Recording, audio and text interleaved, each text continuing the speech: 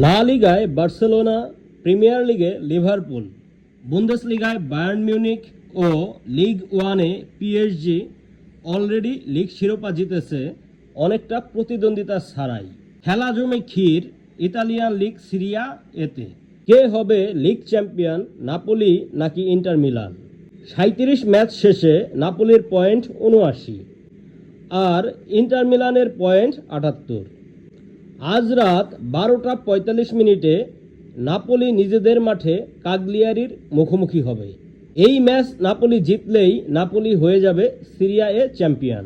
কিন্তু যদি ড্র করে বা হেরে যায় তবে নাপোলির লিগ জয়ের স্বপ্ন দুঃস্বপ্নে পরিণত হতে পারে। অন্যদিকে ইন্টার মিলান কোমো এর মাঠে গিয়ে খেলবে। ইন্টারের এই ম্যাচ শুধু জিতলে হবে না, তাকিয়ে থাকতে হবে নাপোলির ম্যাচের দিকে।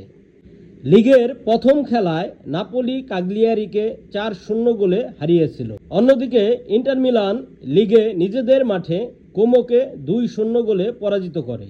তবে হিসাব মতে নাপোলির খুব সহজেই কাগলিয়ারিকে হারিয়ে জয়ী হওয়ার কথা। নাপোলি জিতলেই সিরিয়া এ চ্যাম্পিয়ন হবে। কিন্তু বাই এনি চান্স নাপোলি যদি ড্র করে তাদের পয়েন্ট হবে 80।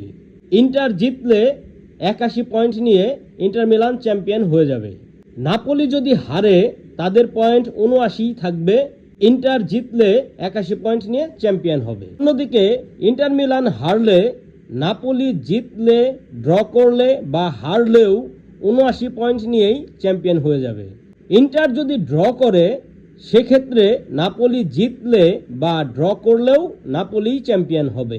কিন্তু যদি নাপোলি হারে ও ইন্টার ড্র করে তাহলে উভয় দলের পয়েন্ট হবে 79।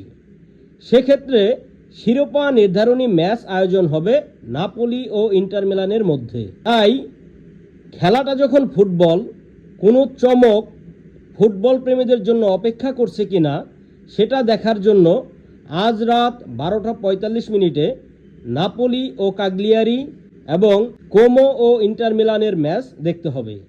দেখা যাক কে হয় Serie A league champion, Napoli নাকি ইন্টার মিলান।